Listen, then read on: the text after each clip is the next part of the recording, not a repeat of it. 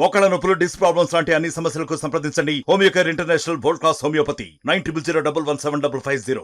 తిరుమలలో అవినీతి ఉనింది 2004 ముందు. అది కలుపు మొక్కలు మాత్రమే మారగానే ఉనింది. తీసేస్తూ ఉన్నారు, మళ్ళా మలుస్తూ ఉన్నాయి. అవినీతి అంత తక్కువగానే ఉనింది.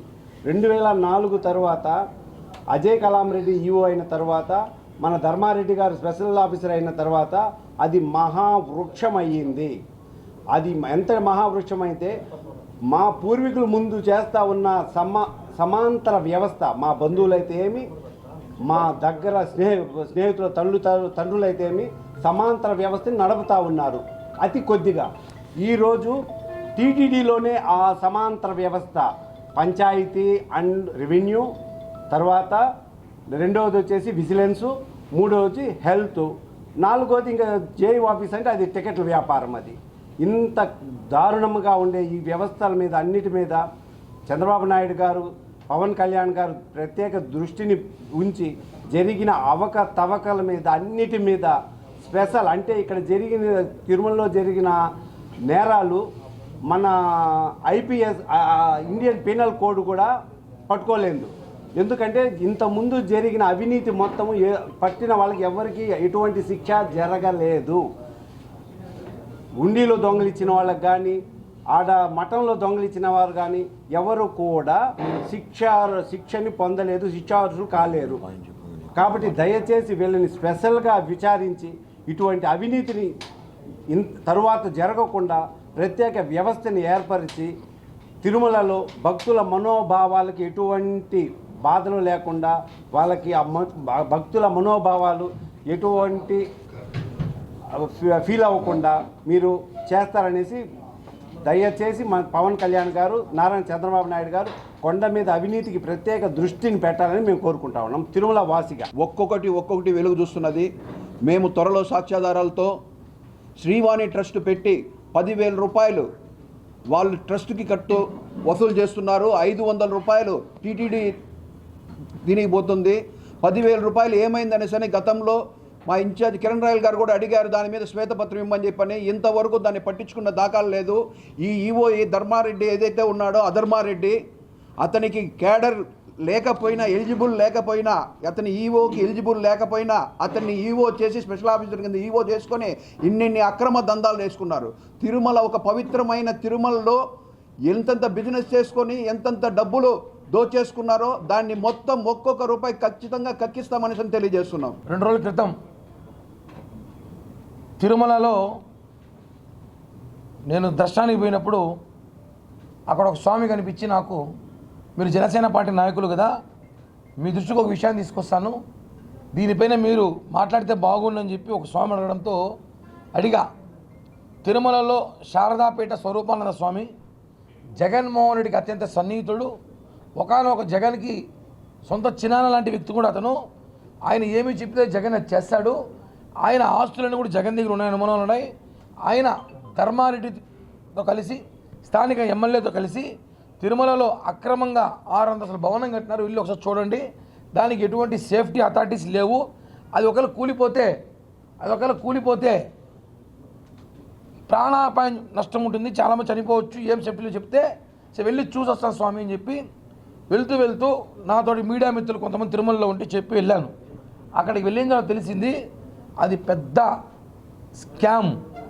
అసలు తిరుమలలో పీఠాధిపతులు మఠాలు ఇచ్చినారా, 5 స్టార్ హోటల్ ఇచ్చినా అర్థం కావట్లా.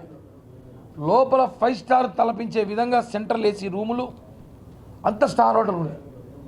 ఒక్కొక్క రూము ఒక్కొక్క రోజుకి శనివారం, ఆదివారం, శుక్రవారం ఈ 3 రోజుల్లో ఒక్కొక్క రూమ్ 5,000 నుంచి 6,000 అంట ఒక్కొక్క రూమ్. మఠాలు పరపతి బట్టి ఒక మఠం అయితే 6,000, ఒక మఠం అయితే 3,000, ఒక మఠం అయితే 4,000. మళ్ళీ ఎప్పుడైనా ఫెస్టివల్స్ ఎక్కువ జనం వచ్చారంటే సిండికేట్, అందరూ ఒకే రేటు పెట్టుకోవాలని. ఇవన్నీ కూడా ఒకరిద్దరి చేతుల్లోనే ఉంది తిరుమల. ఈ మఠాలన్నీ కూడా ఒకరిద్దరి చేతుల్లోనే ఉంది. ఈ 2 రోజులు మేము ఇదే పని చేసాం. మొన్న ఇల్లు ఇచ్చాక మా నాయకులతో కలిసి తిరుమలలో అన్ని మఠాలు కనుక్కున్నాం. ఏది టీటీడీ భక్తులు స్వామి మీద ప్రేమతో, పీఠాదుల మీద ప్రేమతో వాళ్ళు కొన్ని ఇచ్చుంటారు అప్పట్లో, కట్టుకోండి స్వామి అని.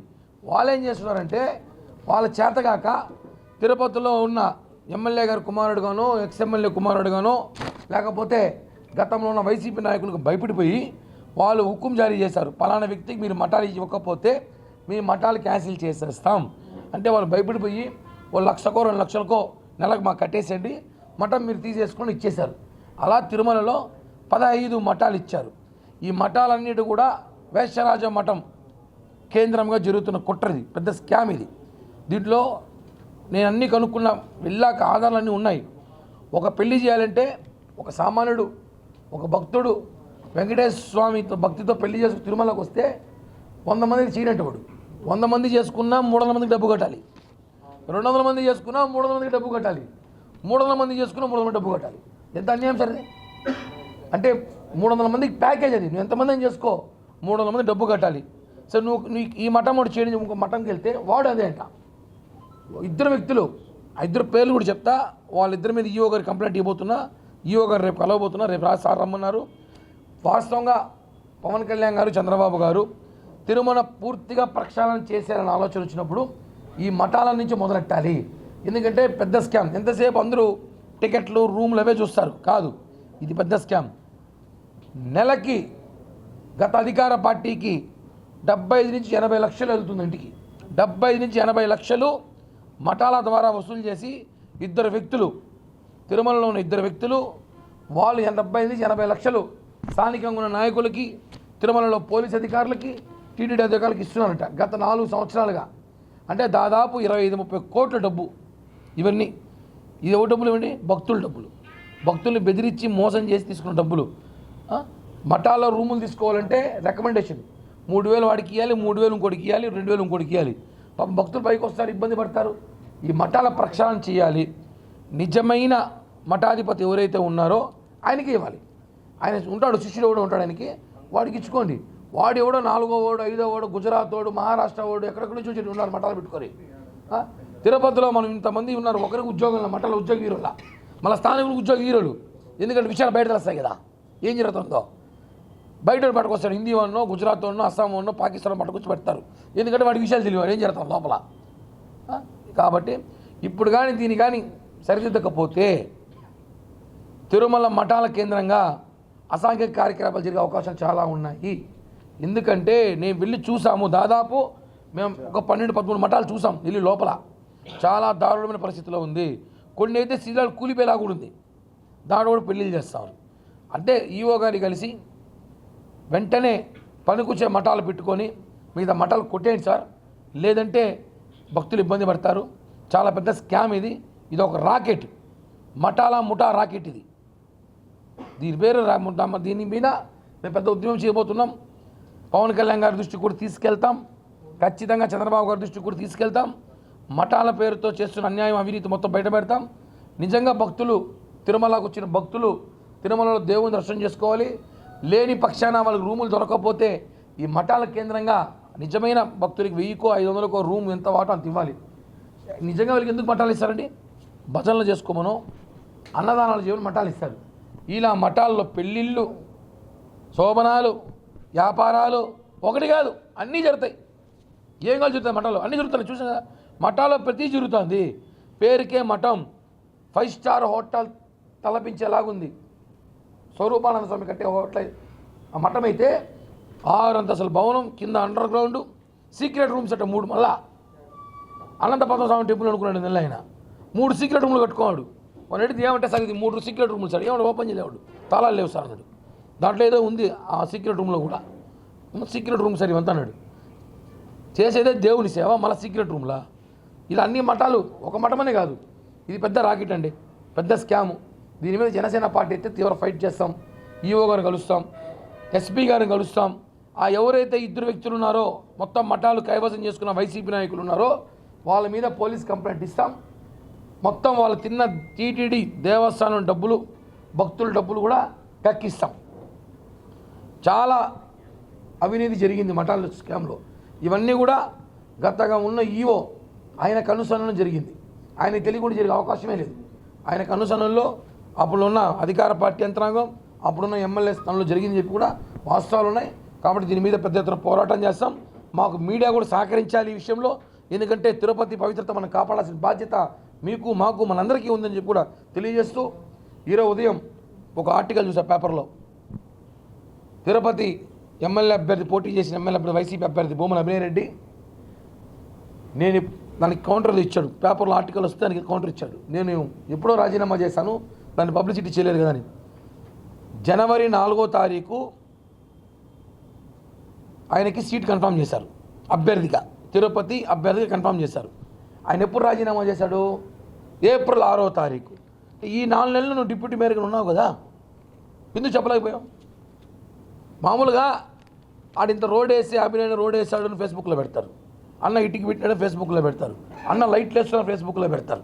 అన్న రాజీనామా ఎందుకు ఫేస్బుక్లో పెట్టలేదు? మీరు టీవీలో ఎందుకు పెట్టలేదు? అన్నీ పెడతారు. ఫేస్బుక్లో మీ పేపర్ ఉంది, మీ టీవీ ఉంది. మళ్ళీ కావాలంటే ప్రతిపక్ష నాయకులు ఫోన్ చేసి చూడు రోడ్ ఎట్టేసామని చెప్తారు కదా. రాజీనామా ఎందుకు పబ్లిసిటీ చేయలేదు? నిజమే కదా, తప్పేముంది? అంటే ఆ 4 నెలల్లో ఏం జరిగింది? ఆ 4 నెలల్లో మున్సిపల్ ఆఫీస్లో ఏం జరిగింది? ఆ 4 నెలల్లో ఆయన మేయర్ డిప్యూటీ మేయర్గా ఉన్నాడు కదా. నీకు అభ్యర్థి అనౌన్స్ చేసిన రోజు రాజీనామా చేసేసి ఉండొచ్చు కదా. నేను అభ్యర్థిని ఎలక్షన్ ముందు నామినేషన్ వేసి ముందు రాజీనామా చేసినాడు. ఆ విషయాన్ని వాస్తవం తెలిసింది కాబట్టి బయట పెట్టారు, పేపర్లో ఆర్టికల్ వచ్చింది. దాన్ని ఖండిస్తూ వాళ్ళు పొద్దున మళ్ళీ ఏదో నోట్ ఇచ్చారు, లేదు మేము నీతి నిజాయితీగా ఉంటాం, కరెక్ట్గా ఉంటాం అనేసి. చూద్దాం, ఒకటి కాదు, తిరుపతిలో చాలా ఉన్నాయి, చాలా తవ్వకాలు ఉన్నాయి. ఆ తవ్వకాలు బయట పెట్టడానికి 2-3 ఏళ్ళు పడుతుంది. అన్ని తవ్వకాలు ఉన్నాయి. తిరుమలలో కూడా అన్ని శాఖలో అవినీతి జరిగింది. అన్ని శాఖలో TTD JEO office, Padmavati enquiry, తలనీలాలు తీసి చోట ఎంబీసీ ఆఫీస్, ప్రతి చోట అవినీతి జరిగింది. మొత్తం బయటికి తీయాలి. అన్నీ బయటికి తీస్తాం. ఎవరైతే అన్యాయంగా అక్రమంగా దోచుకున్నారో వాళ్ళందరినీ కూడా జైలుకి అయితే పంపిస్తాం. ఎందుకంటే తిరుమల ప్రక్షాళన చేయాలని చెప్పి పవన్ కళ్యాణ్ గారు ఆశయం. ఆయన చూసే తిరుపతి ప్రజలు ఓట్లేశారు, తిరుపతిలో గెలిచాం 62,000 మెజార్టీతో. కాబట్టి మనం తిరుపతి కాపాడాలి, స్థానికులకు దర్శన భాగ్యం కల్పించాలి. తిరుపతిలో ఉన్న ప్రతి పౌరుడు, తిరుపతి ఓటరు సంతోషంగా ఉండాలి, హ్యాపీగా ఉండాలంటే వాళ్ళందరూ కూడా సుఖ సంతోషాలతో ఖచ్చితంగా తిరుమల నుంచి ప్రక్షాళన మొదలెడతామని కూడా హామీ ఇస్తున్నాం. ఒక అతని పేరు రవీంద్ర బాబు అంట, ఇంకొక అతను ఎవరో బ్రహ్మనాయుడు రామారావు అంట. ఇద్దరిలో రవీంద్రబాబు అతను ఏదో మాజీ బోర్డు మెంబర్ ఎవరికో ఒక అతనికి బంధువు అంట. అతను దగ్గర 8 మఠాలు 7 మఠాలు అతను హ్యాండ్ ఓవర్ చేసుకున్నాడు.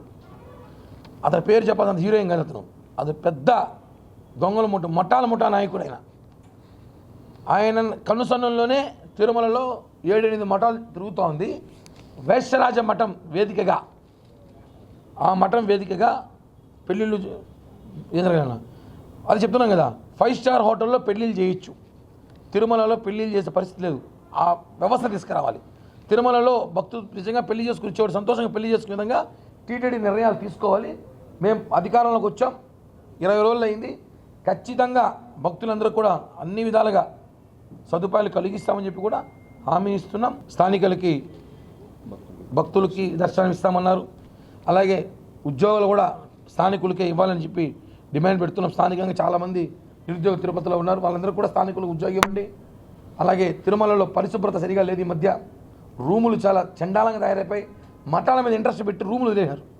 మీరు పోయి పద్మావతి ఎంక్వైరీలో పోండి, రూమ్ అడగండి, ఉందని చెప్తాడా? లేదు.